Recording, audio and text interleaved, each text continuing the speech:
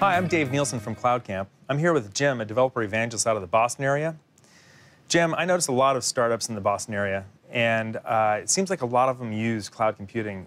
Why do you think that is? Well, let me show you. If you look at a typical startup, they have a really great idea.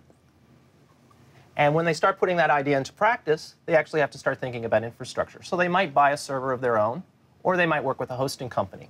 And that works pretty well for a little while. But at some point, hopefully, they gain some traction. Maybe Justin Bieber tweets about them. Right. And suddenly, they get a lot more traffic coming in, and that one server can't handle it. Now they have to start thinking about procuring another server, handling scalability, failover, load balancing, that type of thing. And that's really taking them away from their core idea.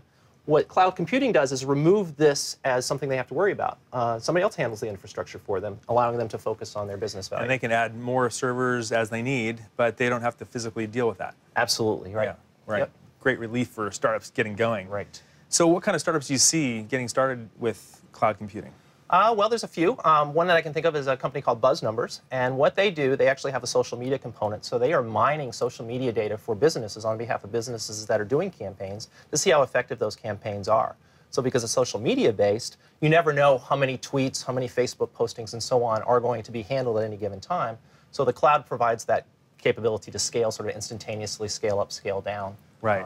So again, they don't have to worry about when they need more servers, they can just automatically get more. Absolutely, they're just there. Yeah. Great. Okay, that's nice. So any other examples you want to share with us? Yeah, another company called Edufy, they do a writing coach software for students typically, and it's a web-based application. Students can go in and write their documents, do research, get citations, actually get help from humans as well as part of that. All that information, their documents and so on, are obviously stored in the cloud. But there are other components to that application. There's a mobile component. There's actually an offline component with integration to Office that they're hoping to roll out. So they've got a lot of really great ideas, not really sure which one might actually take. So the cloud enables them to experiment, essentially, very, very cheaply, very quickly. That's right. And then, as we like to say in Silicon Valley, we like to fail fast. So if you're going to try a bunch of different ideas, find the one that works best and fail the rest, and go focus on making those work. Yeah, absolutely. Exactly. Yep. And is there any other examples, maybe something that stands out above the rest?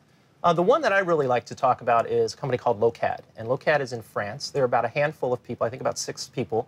Then they do applications that do sales forecasting. So they also work with a massive amount of data for their various clients. They do sales forecasting. They have to do it on a dime, essentially. They have to do it very, very quickly and provide the results back to their clients. And at any given time, with seasonalities and those types of things, you never really know how much data there's going to be. So again, they really need that scaling up and scaling down. And because they're such a small company, they can't afford the infrastructure on premises, or nor really working with a hosting company and those types of things. Yeah, especially with all that data, to be able to process that offline and spin up your servers, that makes a lot of sense. And so where do these companies go to get started with Azure? Absolutely. We have a program called BizSpark, and you can go to www.bizspark.com. And BizSpark is actually servicing the whole startup community, and Azure is really just a part of it. But if you go to that site, you can learn how to provision your Azure account and get started in the cloud. Great. Well, thank you very much, Jim. Thank you. And thank you for joining us on Dave Nielsen on Azure.